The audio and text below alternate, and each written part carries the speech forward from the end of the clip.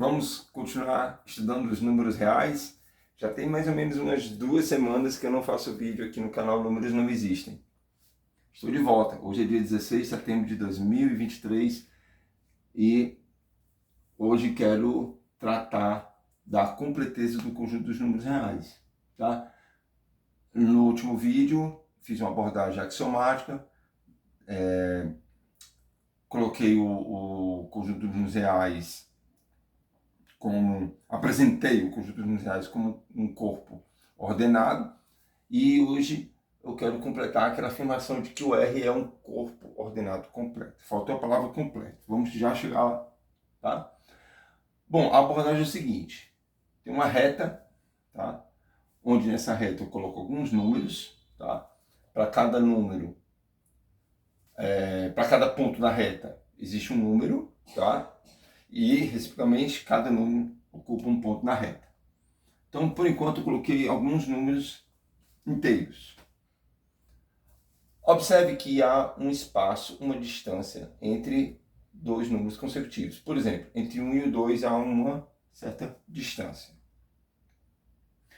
Daí vem a definição de intervalo. Tá? Então, todos os pontos que estão entre 1 e 2 são ocupados por números que, obviamente, estão entre 1 e 2. Ou seja, são números que são maiores do que 1 e menores do que 2. Por quê? Porque à medida que você caminha na reta no sentido positivo, os números vão crescendo. No sentido negativo, os números vão decrescendo. Então, se o 2 está direito de 1, significa que o 2 é maior do que 1. Então, qualquer ponto que eu tome aqui na reta, esse ponto vai ser representado por um certo x, onde esse x é maior do que 1 e menor do que 2. Tá? Bom, então o que seria a definição de intervalo? Tá? Sejam A e B dois números reais, tá? Que pertencem a um certo conjunto I. Tá? Chamado conjunto de I. Se para todo x, tá? Se para todo x real que for maior do que A e menor do que B implica que o x pertence a I, então a gente pode afirmar que I é um intervalo. Tá? Essa é a definição de intervalo.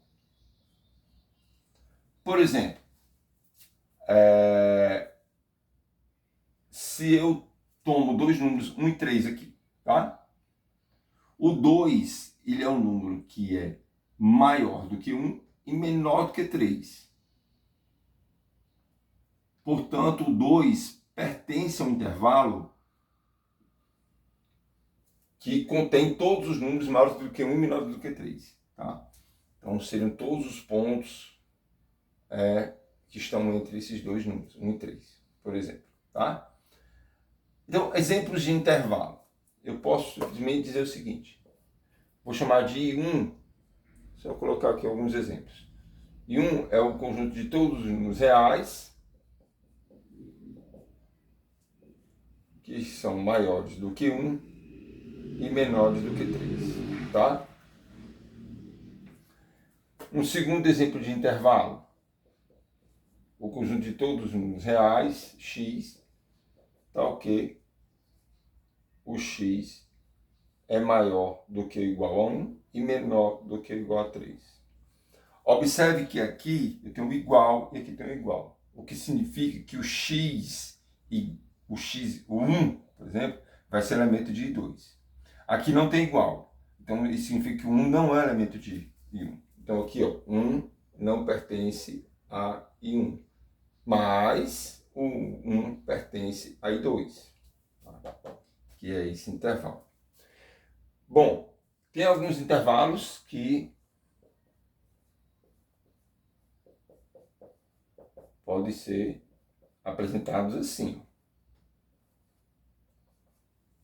Nesse caso, o 1 pertence ao I3, mas o 3 não pertence ao I3, tá? O 3 não pertence ao I3. Bom, existem alguns intervalos que são, digamos, aqui tem um 2, e vamos considerar todos os números reais maiores do que 2. Então, eu poderia simplesmente tomar todos os pontos que estão à direita de 2, tá? Todos os pontos que estão à direita de 2, indo para o mais infinito, tá? Então, esse aqui é um intervalo, tá? Eu vou chamar de I4, é formado por todos os números reais que são maiores do que 2, tá? Aqui o 2 não pertence ao I4, tá? Como o 2 não pertence ao I4, a gente convenciona o seguinte: coloca uma bola aberta, para dizer que o 2 não pertence ao conjunto I4. Mas todos os números que são maiores do que 2, ou seja, estão posicionados à direita do 2, são elementos de I4. Por exemplo, o 3 é um elemento de I4, mas o 1 não é elemento de I4, tá? 1 não pertence a I4, 3 pertence a I4, porque o 3 é maior do que 2, tá? Bom, se eu fecho aqui essa bolinha, significa que o 2 é um elemento desse conjunto, tá? Vamos chamar agora de I5, tá? O I5, aí eu coloco um igual aqui, tá? O I5 será o conjunto de todos os elementos em R que são maiores do que 2 ou igual a 2, tá? Bom, um outro exemplo seria o conjunto de todos os números reais menores do que 2, tá? Então, eu pintaria todos os pontos que estão à esquerda do 2, tá? Indo para o menos infinito. Então, todos os números que estão à esquerda de 2 pertencem a esse conjunto. Então, esse conjunto será o I6, que é formado por todos os números reais menores do que 2, tá? Se eu pinto a bolinha aqui, ó, se eu fecho a bolinha aqui, o 2 passa a ser elemento do conjunto, tá? Ok? Então, 2 pertence a I6 nesse caso. Bom, olhando aqui para o conjunto I1, tá? Deixa eu passar aqui o I1. Na reta, o I1 seria representado assim. O I1, quem é o I1? São todos os números reais maiores do que 1 e menores do que 3. Então, são todos os números que estão... Estou pintando todos esses pontinhos aqui que estão localizados entre 1 e 3. O 1, obviamente, não é elemento de 1, nem o 3. Então, aqui eu vou colocar uma bola aberta no I1, tá? Bola aberta no 3, tá? Bom, existe um cara aqui, um tal de 4, que ele é maior do que todos os números. O 4 ele é maior do que todos os elementos de 1. Tá? Então, eu digo que 4 é uma cota superior de 1. Por quê? Porque ele é maior do que todos os elementos de 1. Tá? O próprio 3, ele também é uma cota superior desse conjunto, porque ele é maior do que todos os elementos do conjunto. Tá? Tem um cara aqui, que eu chamo de 0, ele é uma cota inferior de 1. Por quê? Porque ele é menor do que todos os elementos do conjunto. O próprio 1 também é uma cota inferior, tá? Porque ele é menor do que ou igual. Tá? Bom, agora se a gente olhar para o I2, o que é o I2? Não precisa nem apagar, não. Vou só fazer assim. Trocar aqui por 2, tá? Fechar a bolinha aqui. Fechar a bolinha aqui. E o I2, né? Já vimos que é o conjunto de todos os números reais maior do que igual a 1 ou menor do que igual a 3. O 0 é cota inferior de 2. O conjunto agora é I2, né?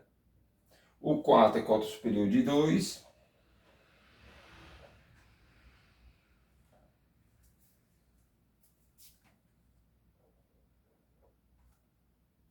Ok? O 3 também é uma cota superior, porque ele é maior do que ou igual a todos os elementos do conjunto. O I1 é cota inferior também. Bom, o que seria o supremo de um conjunto e o ínfimo de um conjunto, tá? Vamos falar aqui de supremo e ínfimo.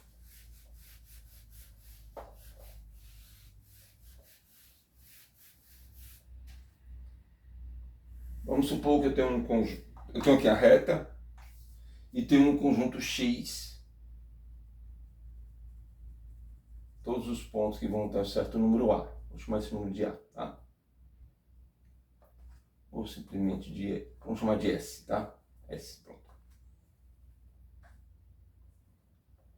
Esse é um número real. Tá? Bom, qualquer ponto que eu escolha à direita de S, um ponto bem aqui, vou chamar de R, tá? Rzinho, um número real também. Esse Rzinho, bom, aqui é o conjunto X, tá? Conjunto X. O R, ele é maior do que todos os elementos de X, tá? Porque o X é formado por todos os números reais menores do que S, tá? Eu estou excluindo o S aqui do conjunto, tá? Bola aberta aqui, tá bom? Bola aberta. Ok, R, cota superior de X.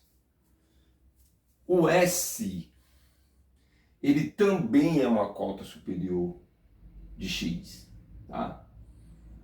Se a gente olhar aqui para a reta, todos os pontos que estão à direita de S são cotas superiores. Então, um ponto bem aqui é cota superior de X, um ponto bem aqui é cota superior de X, um outro ponto bem aqui, outro aqui. Todos esses pontos são cotas superiores do conjunto X, tá? E a menor de todas as cotas superiores desse conjunto é o S. Então, a gente chama ele de supremo, tá? Então, o S é o supremo de X, porque ele é a menor de todas as cotas superiores, tá? Então, no caso do conjunto I1, tá? Bom, vamos falar de ínfimo, daqui a pouco a gente volta para falar do I1. O que é o ínfimo? Digamos que eu tenho um conjunto Y, tá? O conjunto Y é formado por todos os números reais, Y, tal que o Y seja maior do que R, tá? O R está bem aqui. E o conjunto Y é todos os números maiores do que R. Então, são todos os números que estão posicionados à direita de R. Eu estou excluindo o R, tá? Bola aberta. Então, o S, esse S aqui, ele é uma cota inferior. S é cota inferior de Y. Por quê? Porque ele é menor do que todos os elementos de Y, tá? Todos os pontos que estão à esquerda de R são cotas inferiores de Y. O próprio R é uma cota inferior de Y, tá? E o R vai ser a maior de todas as cotas inferiores. Como o R é a maior de todas as cotas inferiores do conjunto Y, eu digo que o R é o ínfimo do conjunto Y, tá? Bom, voltando aqui para o conjunto I1. O conjunto I1, tomar como exemplo o conjunto I1, tá?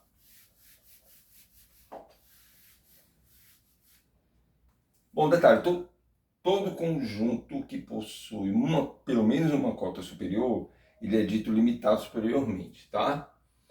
E todo conjunto que possui pelo menos uma cota inferior é um conjunto limitado inferiormente. Então, o conjunto I1, voltando aqui para o conjunto I1,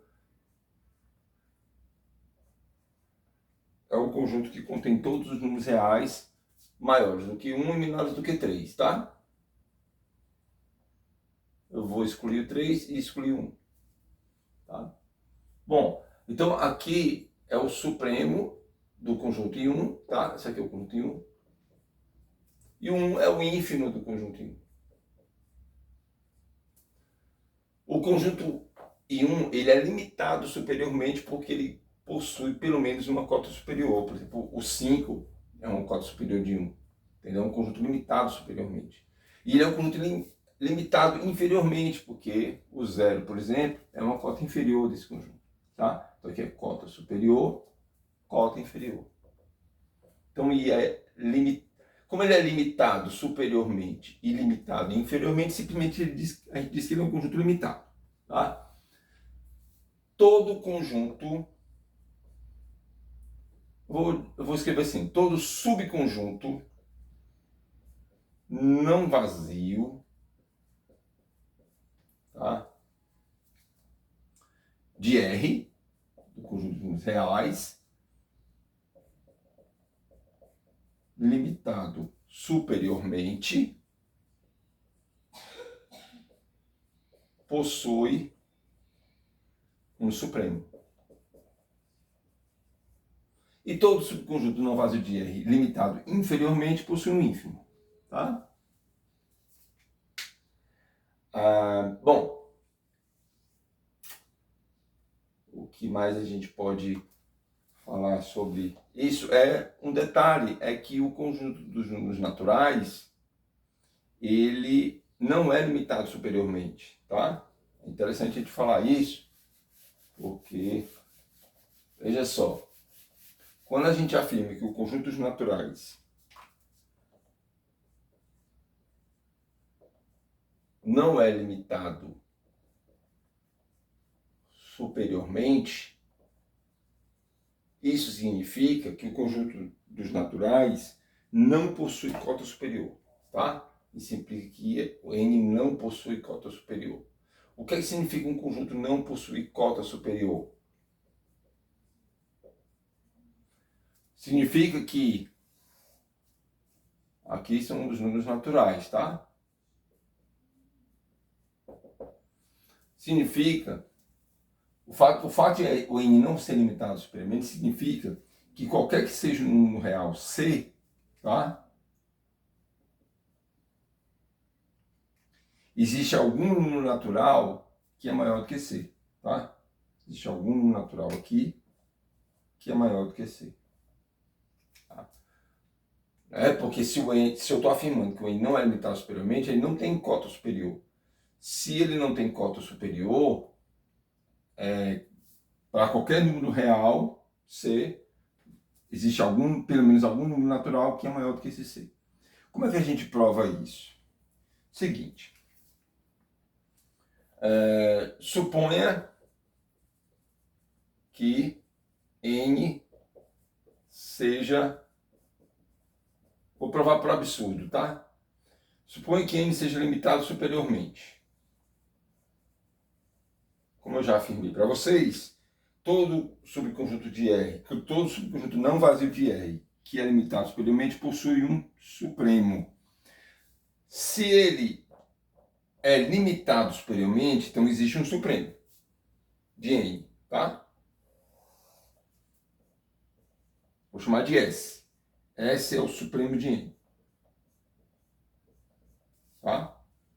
Então aqui vem os números naturais. 1, 2, etc. Bom, então eu tomo aqui um S menos 1, que obviamente é menor do que S. Olha só. O S não é o supremo.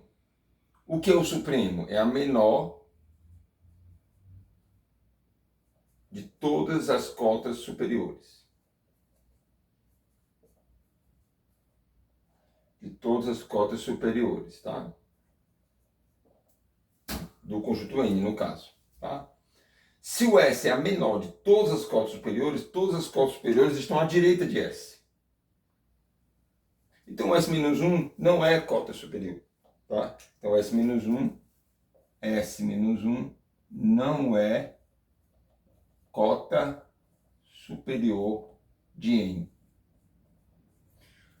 Bom, se o S-1 não é cota superior de N, então existe algum número natural N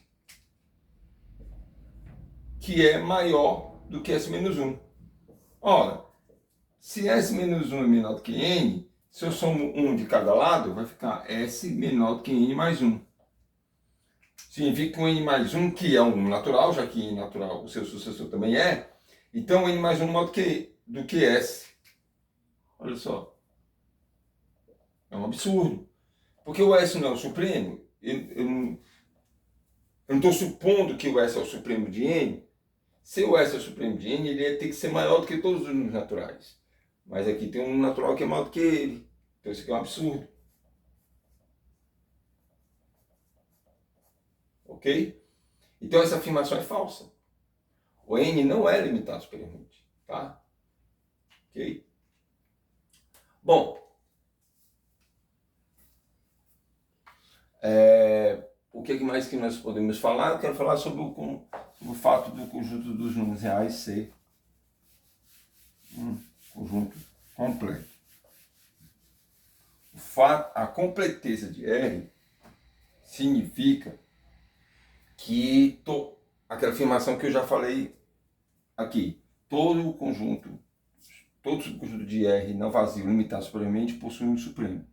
Tá?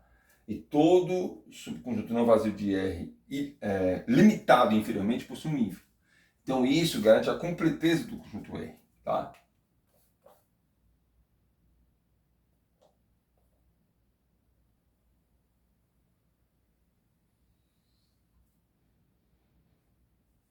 Bom, mas será que todos os conjuntos não são completos? Não.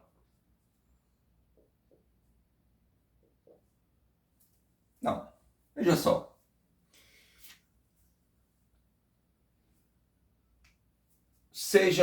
Bom, eu não vou nem colocar os números, deixa eu apagar aqui, deixa eu colocar de uma forma bem genérica aqui, tá? Colocar de uma forma bem genérica. Sejam A e B dois números reais. A menor do que B, tá? Ambos números reais. Bom, como A é menor do que B, então eu posso somar A de cada lado, que o sinal de desigualdade é preservado. Tá? Aqui é a recíproca da lei do corte que a gente já viu. Tá? Bom, então eu tenho que 2A é menor do que A mais B. Eu posso inverter justamente pela propriedade comutativa. Tá? A mais B igual a B mais A. Bom, também eu posso somar B de cada lado aqui. Então eu vou ter A mais B do lado esquerdo, B mais B do lado direito. Daí eu tenho A mais B menor do que 2B. Olha só, 2A é menor do que A mais B e A mais B é menor do que 2B. Então, 2A menor do que A mais B é menor do que 2B. Se eu divido por 2, tá? Se eu divido por 2 essa desigualdade, a gente já viu que quando a gente tem uma desigualdade, por exemplo, só colocar aqui x menor do que y e eu tenho um z positivo, quando eu multiplico x vezes z e y vezes z, esse sinal de desigualdade é preservado. Então, se o x é menor do que y e o z é positivo, então x vezes z é menor do que y vezes z. Então, dividir por 2 é multiplicar por 1/2. Então, e 1/2 é positivo. Se eu estou dividindo por 2, então o sinal de desigualdade é preservado. Então, eu vou dividir isso aqui por 2, vai sobrar só o A. Vou dividir isso aqui por 2, vai sobrar só o B. E vou dividir isso aqui por 2. Observe que aqui nós temos a média aritmética, ou simplesmente a média entre A e B. Tá? Então, a média entre A e B é um número maior do que A e menor do que B.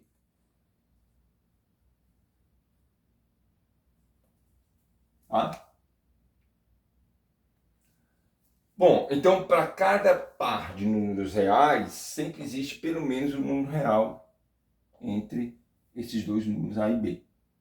Posso continuar essa brincadeira e encontrar a média entre A e A mais B sobre 2, encontrar a média entre A mais B sobre 2 e B, e assim por diante. Então, a gente vai preenchendo esse espaço entre A e B com pontos na reta.